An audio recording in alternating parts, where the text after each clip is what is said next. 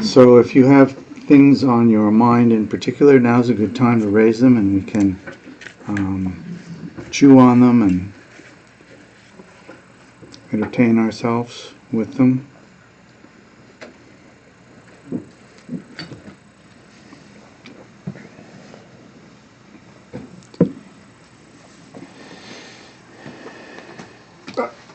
What's your name? I'm Will.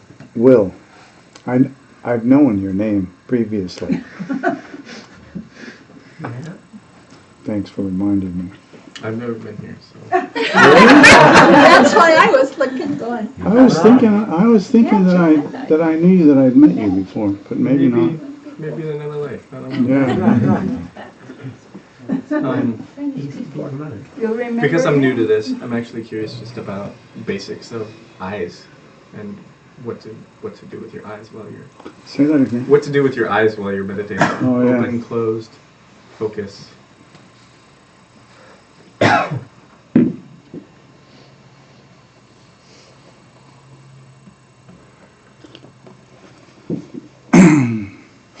you have a preference? I like both. Did you experiment? Yeah. And what did you find? I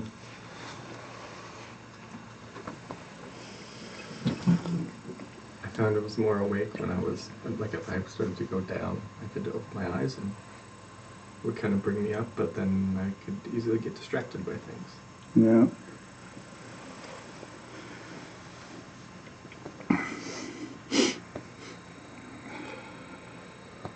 Generally, as a kind of principle, we have a bit of a preference to having the eyes open. Partly it's because here we are, and we're surrounded by visual things ordinarily. So if we can sit with our eyes open, then we don't divorce ourselves from the rest of our experience, visual experience, which is such a big piece of our experience. But that said, it's also not, there's nothing really inherently wrong with closing our eyes during meditation. And certainly our stream of experience doesn't stop with the eyes closed. It continues anyway, so we still have an object on which to place our awareness and kind of tether the mind to those experiences. So if you find that one thing tends to work better and the mind is more still, I would say it's fine to go with that. Later on, with other practices in this tradition, it becomes important to actually have your eyes open during meditation. But I can say from my own experience, for some years, I just couldn't keep my eyes open during meditation. It was really difficult. And maybe it was because I was working long days in a job, and I was just too tired to keep my eyes open. But ultimately, having the eyes open was a little more challenging, but also a little more rewarding to come at it from that perspective. You know, there's a teaching in general that is about our confusion about who we are and the environment that we find ourselves in, and the teaching is about the kind of the world of illusion that we live in. Well, it's an illusion that we perpetrate, that we make, and then we live in that space. And it's important along the way to, at some point, we have to discover that that's actually where we are. We're living in an illusory state. And by virtue of not recognizing that, we're barred from certain insights. And when we recognize it, then certain other things open up. And I think that, if you stay with it long enough, you'll get reminded of that often enough such that you'll want to experiment with the eyes open, closed, and various things. And I think it'll come to some fruition on its own. I wouldn't put a big weight on it one way or the other. It's a good time to experiment.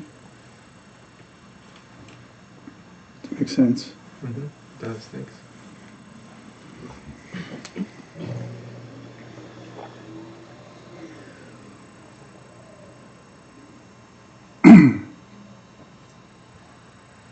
I wanted to sort of ask about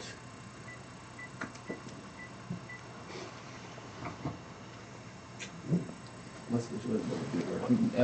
Embodiment, being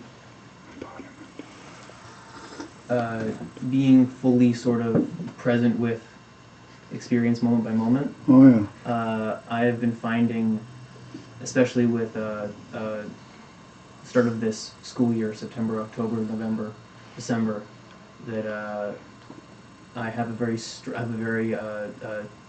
old sort of pattern of reacting and dealing with stress and feeling uncomfortable in my own body, and I have a very old habit of sort of not being fully present with it. The experience is kind of like I'm here and I'm either a little to the left or a little to the right of where I actually am physically. And It's more or less a human norm, isn't it? and I'm aware of it, and I notice it, and unlike a lot of other experiences that I have, noticing it doesn't kind of dissolve the experience. I can notice it, and then I'm just kind of there with it until I'm distracted again, and then I don't notice it. It's kind of, it feels, it's not necessarily always there, but when it is there, it's present for a very long duration, longer than I can actually be aware of it and be mindful of it. I'm just kind of curious about how to work with that, because I've been noticing it. Yeah, that's a great up, question. It comes up daily for long periods of time. And I've noticed that it's very difficult to relax in the deep way that I want to, that in a way that would really be beneficial to me. I find getting to that place of relaxation without effort really difficult to get to in those situations. Meditation without effort. Relaxation. Relaxation without yeah. effort.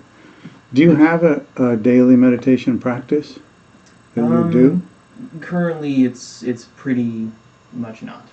Yeah. That can be helpful. I mean, I say that somewhat tongue-in-cheek. Like, what I'd really like to say is that really, really would be helpful. And it's not easy. I think anyone who has a daily practice that's consistent will say that's difficult. That's difficult. In this world of distraction and all the things that we get ourselves involved in, it's very difficult to set aside any time. One of the advantages you actually pretty much just stated is that you can work with pieces of your experience. As you don't need to work with your entire experience. You just can work with pieces of the experience. So if you're having this kind of disembodied thing, for want of a better phrase for it, you can sit down and just be present with that particular experience for a while. And if you do that every day, sit down and just sit for a moment and notice what your experience is, or maybe you sit down because you're having that experience, then it doesn't take very long before you start to have the sense of, I see what this is. Like, maybe I can't put words on it and describe it, which is actually better not to usually, but at least I can see what it is. In the same way that when you go outside and the sun is warm, you feel the sun. You just feel it. Or it's cold and you feel it. And so you can feel these things which maybe feel a little bit odd when you're trying to, put in quotes, function in a different way. When you sit down to meditate, function isn't relevant. It's all about being present with whatever experience there is there. So you don't need to change it.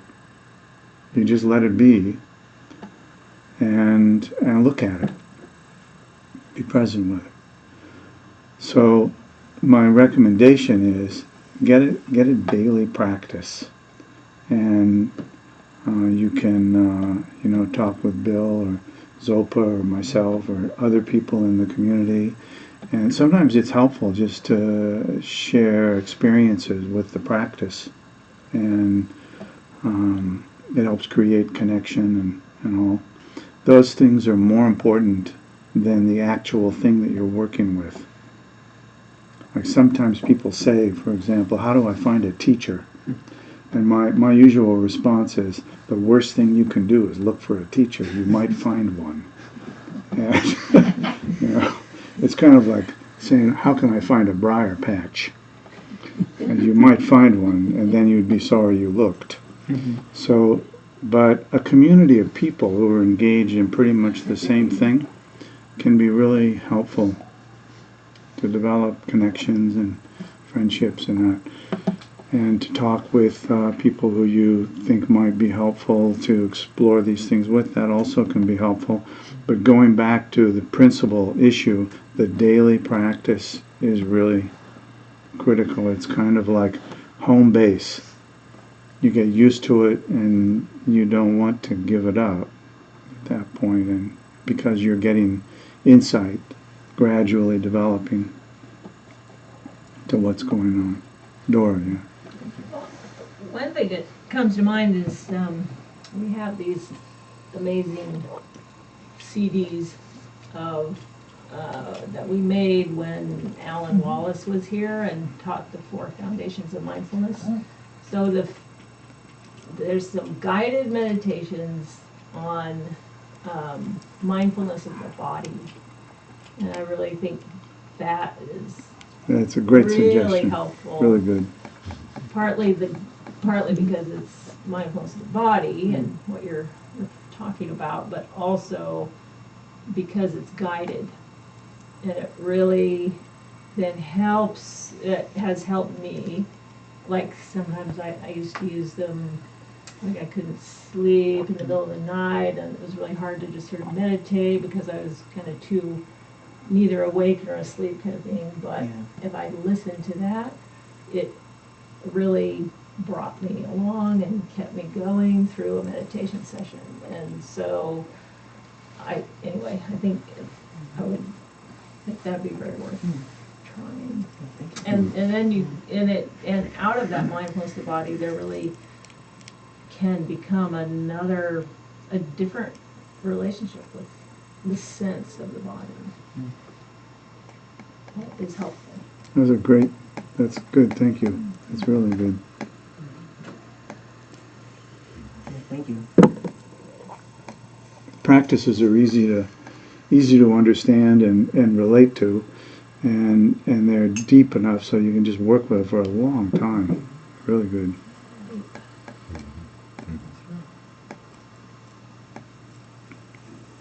You mentioned not being able to relax sort of enough or well enough, and there is something where we can get in our own way a little bit by whatever it is. I'm not doing it well enough, and there's a little bit of that creeps in. Yeah, that happens a lot with me. Whatever the yardstick is, that it just sort of grows. And as soon as we grasp it, it just gets bigger, and we just don't measure up. And that's we have to sort of kind of accept that that's what we do, and kind of relax with that. So you relax with not relaxing enough, and it's much more relaxing that way. That's good. But there is something where, like Michael mentioned, like out in the world, we have to function and do stuff. And so there, if we're sort of kind of on the border of panic or whatnot, we do actually, we can't function. So there is kind of a functional piece of taking a step back or whatnot, and just relaxing a little bit, just from a functional point of view. But in our practice, as Michael said, we don't need to be a certain kind of relaxed or this or that, and being able to meet our experience as it is a kind of relaxation. Just being with it without, it's okay. It's just okay. And that, and then if you have something like the mindfulness of the body meditations, those also, they just give kind of a way into it without a particular expectation that it should feel this way, or, you know, I shouldn't actually feel like I'm a little to the left or the right. It's just, okay, that's what it is. You can relax into it that way.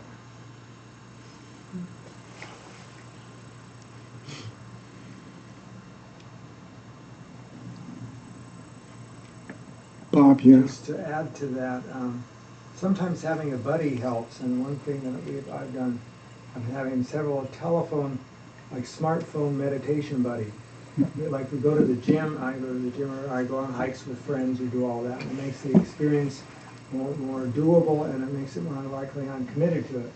And so Louisa and I, we've about meditated over the telephone every Monday, Wednesday, and Friday mornings from 6:30 to 7 for about 10 years.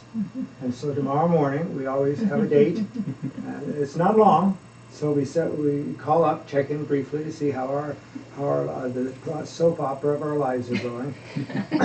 And then we take refuge, and then we put the phone down and meditate, and then we meditate for a half hour, and then I whistle, and then we dedicate it to the benefit of all beings. And it's really been very, very, very immensely helpful. And Zopa and I did that years ago. We started For about 6 years. yeah. So for a long time, that's really, sounds wacky, but if you can get like someone in the young people's group or some friend who can commit to doing that at least several times a week, it really gets your tush to the cushion. And Tush to the cush. That's exactly it.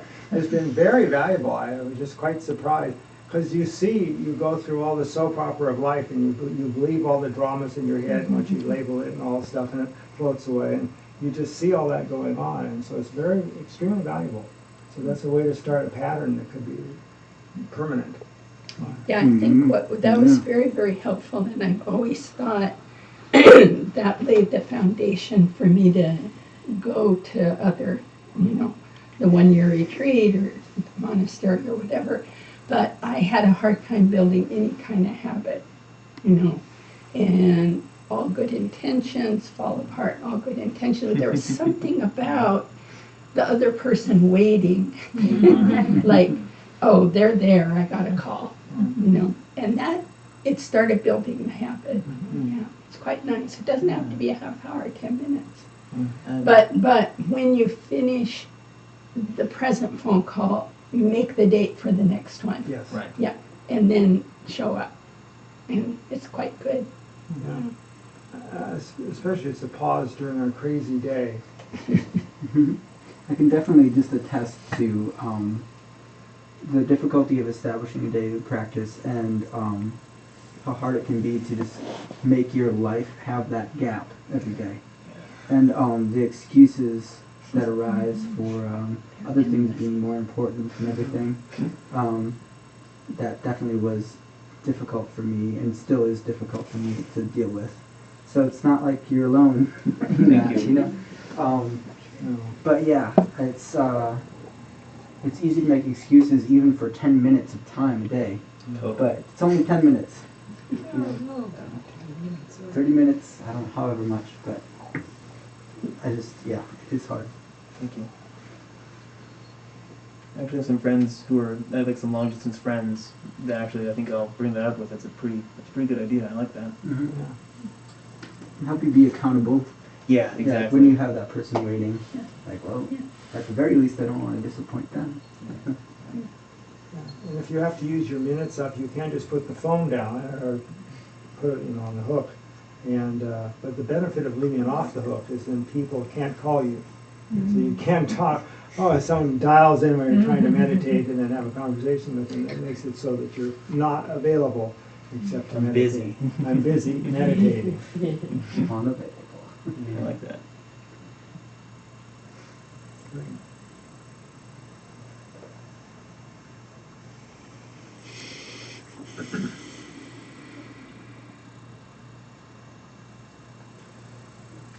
You were talking about living in the illusion, I think just a little bit ago.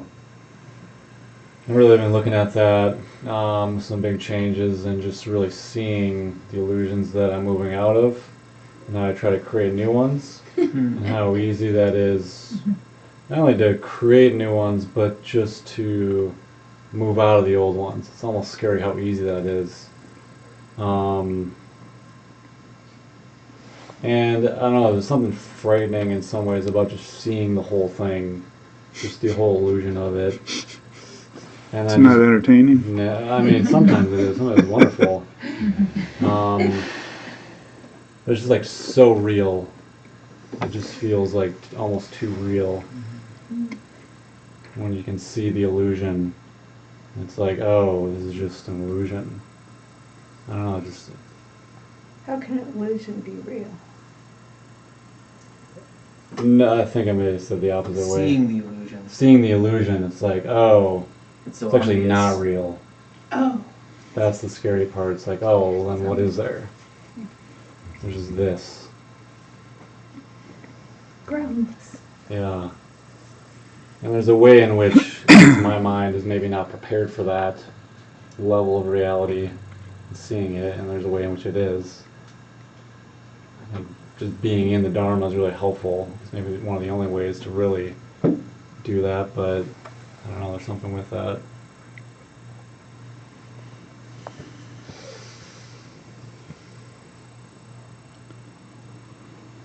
Well, if one regularly engages in their meditation practice, you're bound to run into that. It's important to run into it and see it, and have the sense that more or less, as much as you can have it and still remain sane in a kind of ordinary way, that things are not as they appear. They're just appearances. And as time goes on, then there's more practices to work with that. And I think Dora's suggestion for the mindfulness practices is also really excellent for working with, starting with the body and gradually working through the 4 foundations of mindfulness, where as you move through those 4, you get more into the illusory issues. And it's helpful to have a kind of a means to work with those things. It's very difficult to work with the kind of the occasional sudden insight that what we think is kind of solid and predictable is actually neither solid nor predictable. So we feel a sense of groundlessness. And the best time to have that experience is while you're sitting on the cushion, with a practice that allows you to work with that. It's fundamental to the philosophical system that we live in an illusion, and we live in the appearances of that illusion, and we believe in those appearances. And by virtue of believing in those appearances, we get ourselves into all of this other confusion. So it's important to confront them, but you can't confront them from the ordinary perspective of being in the illusion. You're no match for it by the time that happens. So having a daily practice again is really, really helpful.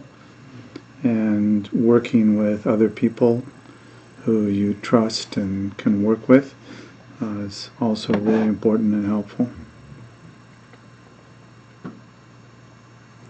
It's not bad. I mean, it's anyone who's been a teenager can say that they spent a lot of time searching for illusion so they could be confused. There's kind of, you might say, a high from being confused for some period of time. But when it doesn't go away, then it starts to feel like an illness of some kind.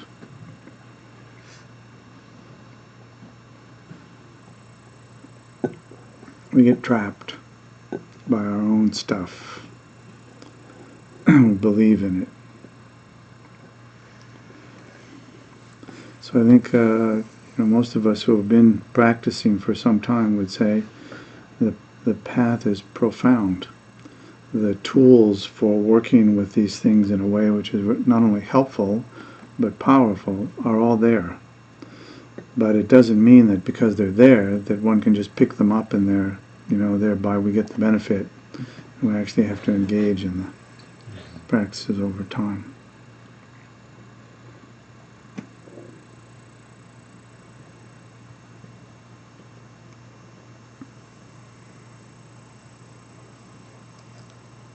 Can you say something about why you said that it was better to engage with that?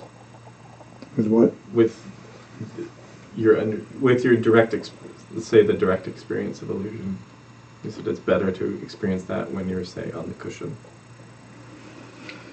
Well, yeah, generally I would say that's the case.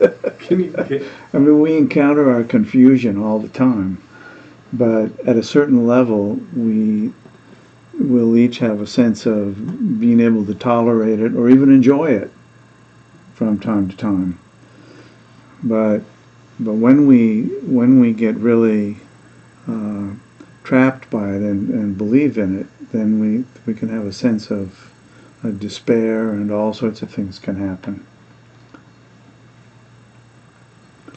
Can you give a practical example?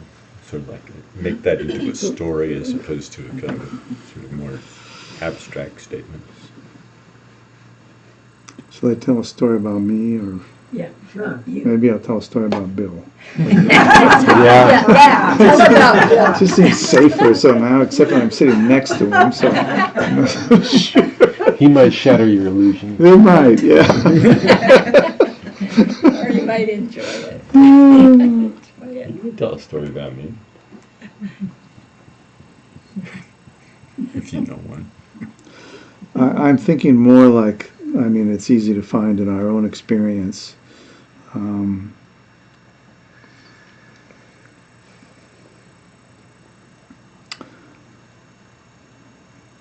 trying to think of something that's a little more, well, for example, we tend to experience things as permanent. We know that nothing is permanent. We all know that. You don't need to meditate for 1 minute even to know things are impermanent. And when I was teaching classes at community college, I used to like to ask people to make a list of things which were impermanent. And very quickly, of course, the list filled up. And it was like, you realize that you couldn't make that list complete. So then I said, well, maybe we should try making a list of things that are permanent. And very quickly you realized you couldn't think of one thing. Well, in order to think of one thing, you had to go to the metaphysical. Like, well, maybe God is permanent, or space is permanent, or some kind of thing that we couldn't get our hands on could be permanent. But we also encounter this principle when, for example, we get a job and we're pretty good at it and we take it for a while, and then there's a big layoff. And we encounter the impermanence of what we thought was very stable. Or we fall in love, we get into a relationship. The relationship comes to an end, even though we thought, well, this will last for life. It doesn't. And those things confuse us deeply. And understanding the interdependence of all things can be very helpful for that. So that's one meditation system, is just meditating on the interdependence of things. If I say something nice to you today, you'll say something nice to me tomorrow. But if I say something really mean-spirited to you today, something's not so good will happen to me tomorrow. It's not magical. It's just the nature of interdependence.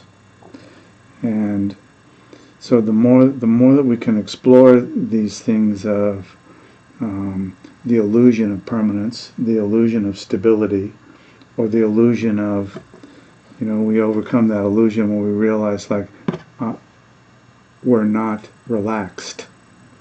And the harder we try to be relaxed, the less relaxed we are. Again, due to the truth of interdependence. So, as Bill said, I think, if I get it right, we need to relax in the space of not being relaxed. We need to relax with being not relaxed. But the only reason why that's a little weird is because we're using the same term. But if we actually just look at the experience of being relaxed next to being not relaxed, we can relate to, yeah, I think I can have both of those at the same time. I don't need to be confused by the language. Now, where are we going with this? Why it's better to have the experience of the groundlessness on the cushion.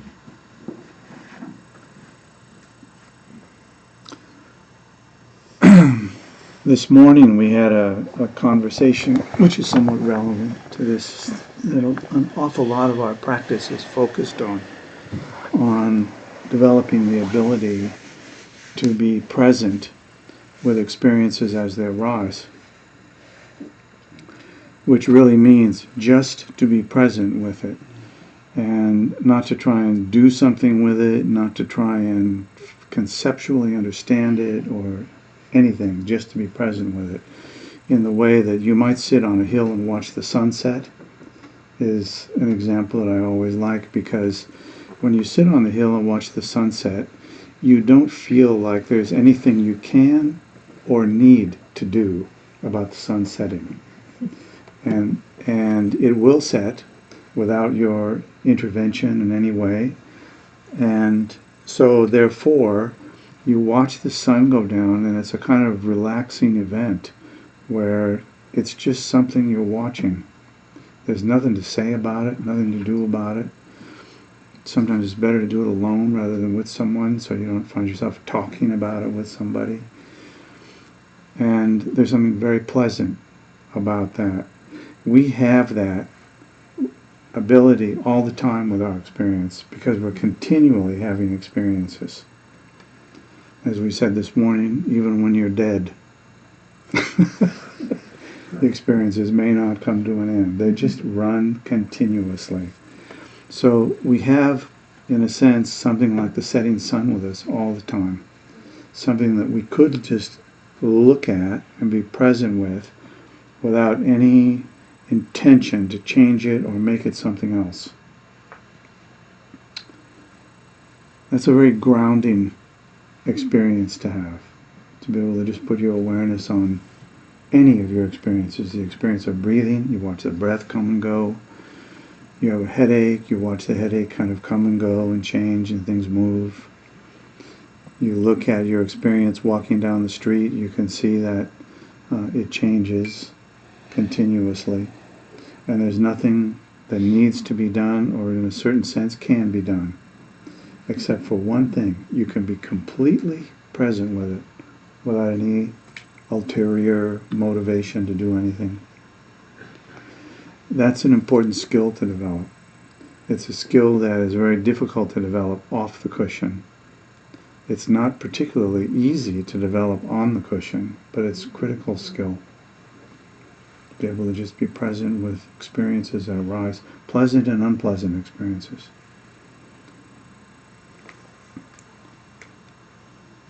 So the groundless aspect of it is being in the Keep midst coming of back that. to that. Yes, well, that's kind of where we started out. So, That's where we are. yeah. The aspect of being in the midst of that unfolding and actually,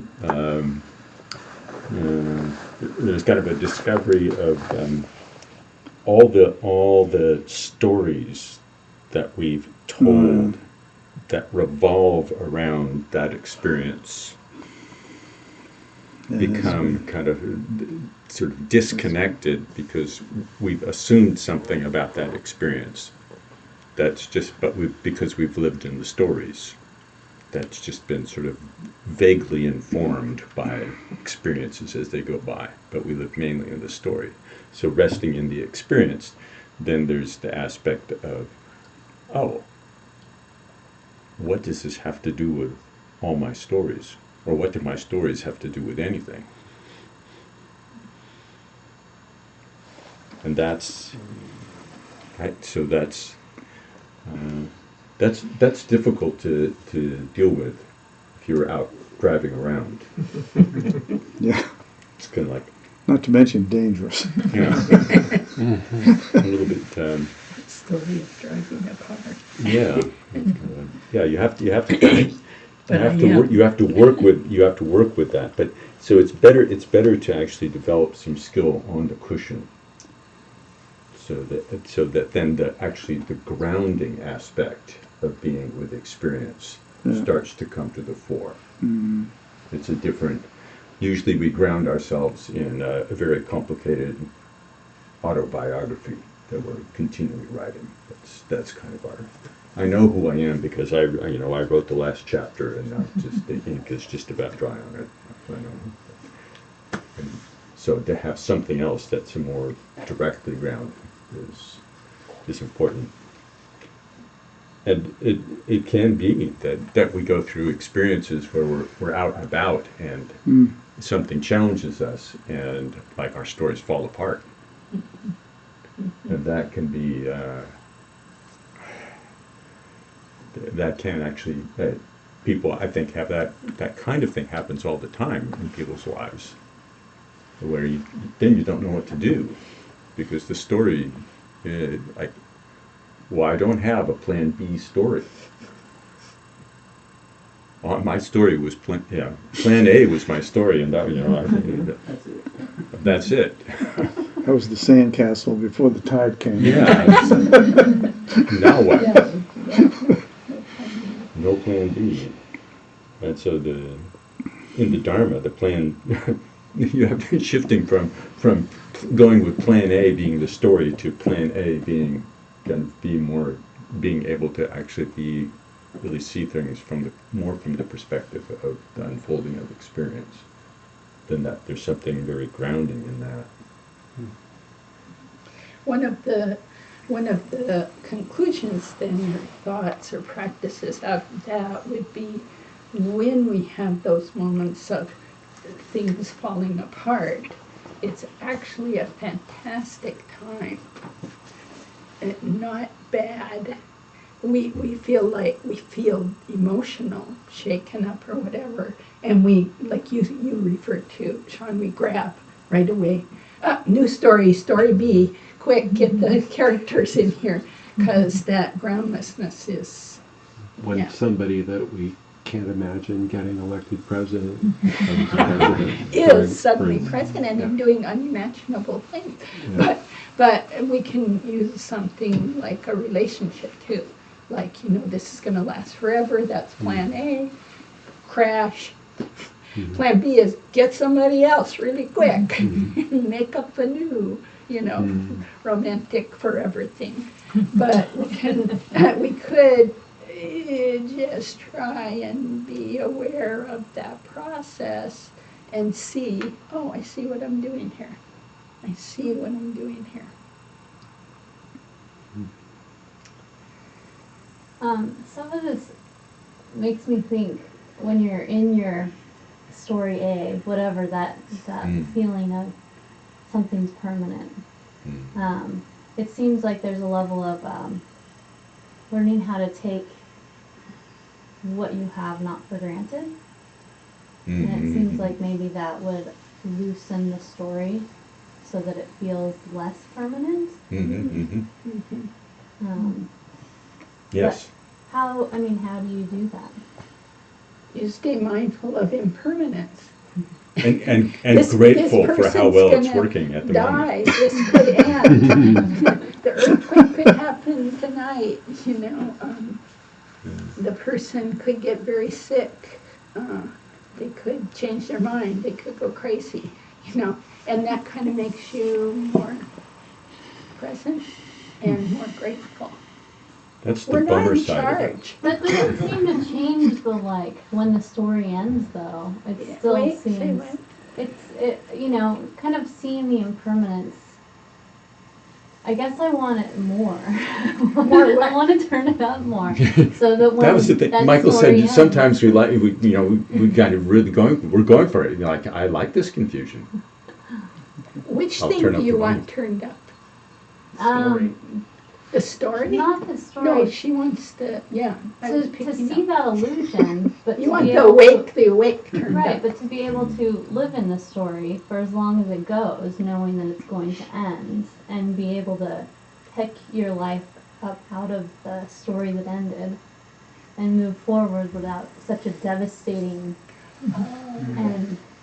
Well, I think Yeah. the reflections on impermanence are an important piece of it, but the precious, that's kind of the second of the four thoughts.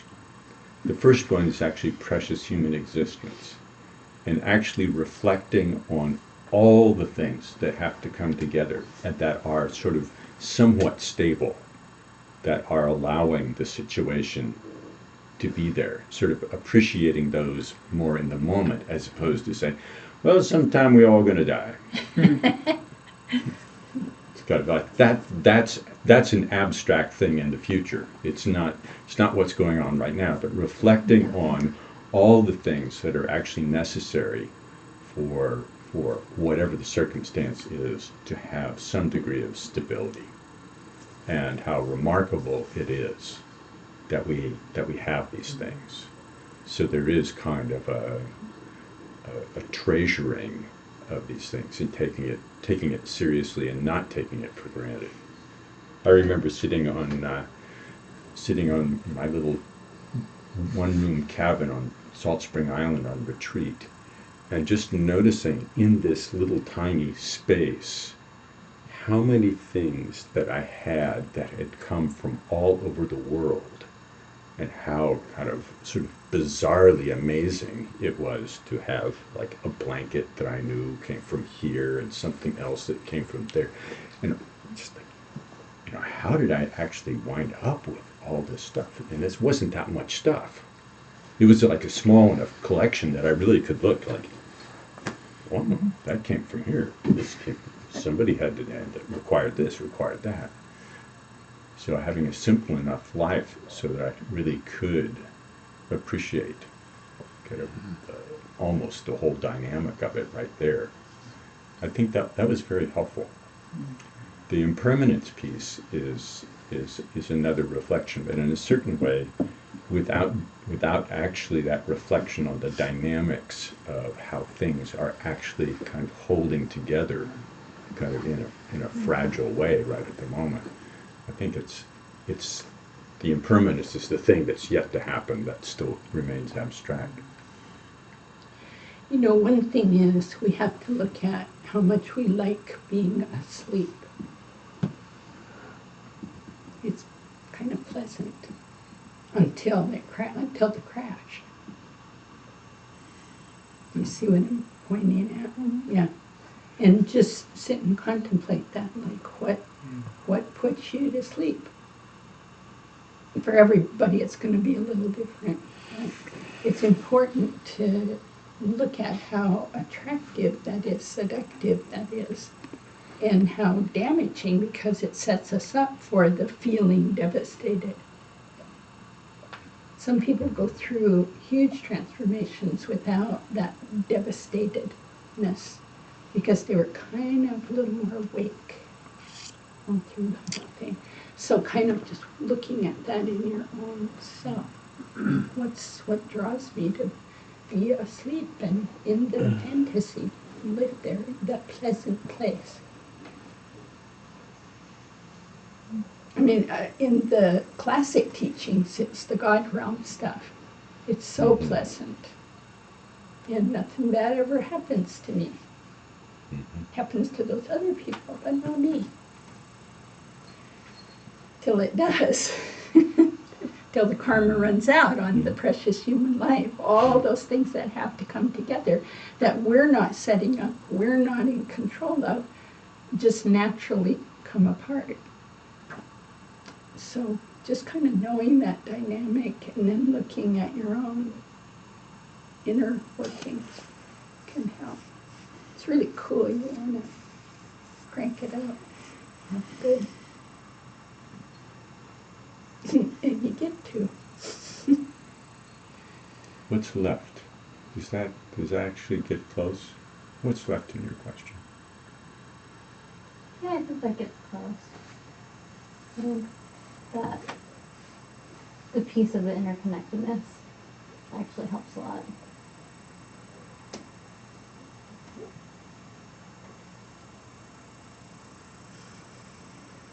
I often wake up in the morning with Dora, and this has been kind of a rather stable circumstance.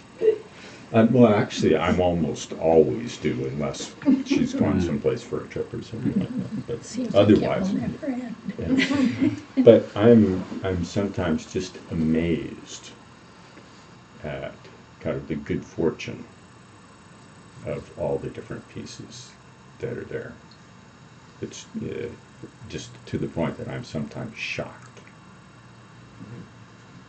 And I find that to be a very helpful reflection. I think if we're not actually, you sometimes you say, if you're not angry, you're not paying attention. I could also say that if you're not shocked about your good fortune, you're also not paying attention. That's good.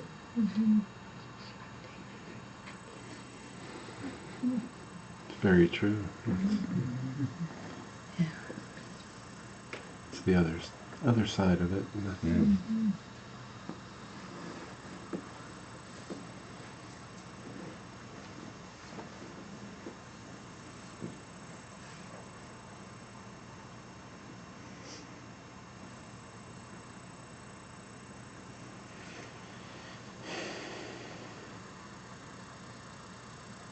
I think this is helpful for me, just a lot of different pieces of this, but I think one thing that stands out seems really simple. It's just like, it's so obvious. It's just the story is in my head. It's just like a thought thing, and then there's direct experience. And it's almost like that simple. It's like, am I living in this story? It's like a barrier between me and reality or experience. Am I living in an experience? And I'm trying to move more towards that experience. But as long as we're living in stories, we have to take them seriously a little bit. So we have to live good stories. And that's one of the reasons we do things like take the Bodhisattva vow. To put something kind of like some really strong animating force right in the midst of that is something other than the operation of attraction and aversion and dullness and all the rest. That's the thing. That's the thing that really will make the fundamental difference.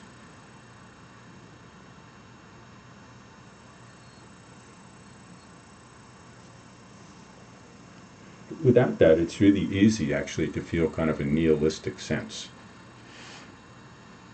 I've lost the story of me, mine, and I want it, I don't want it. And if I lose the story, what have I got? I've got zip.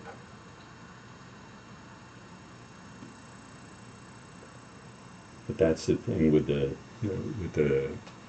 more we can actually relate to the Bodhisattva vow and the generation being animated by bodhicitta, the more space there is. The story becomes more something that animates us in positive ways. You could say positive just means things that lead us towards wakefulness, things that lead us towards kind of skillfully dancing in the middle of the shocking good fortune that we find ourselves in.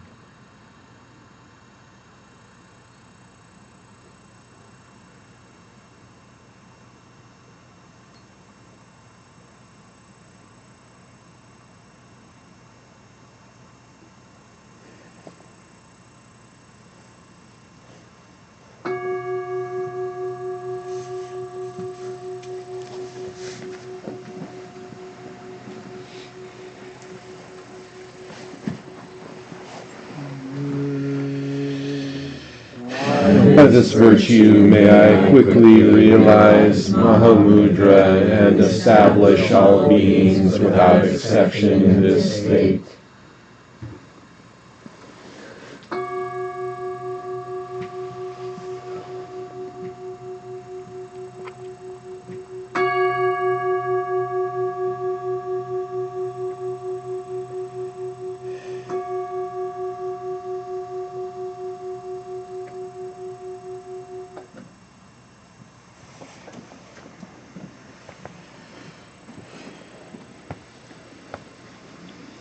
Thank you all.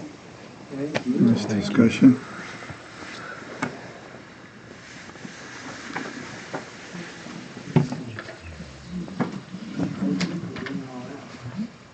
And this was all recorded also on YouTube.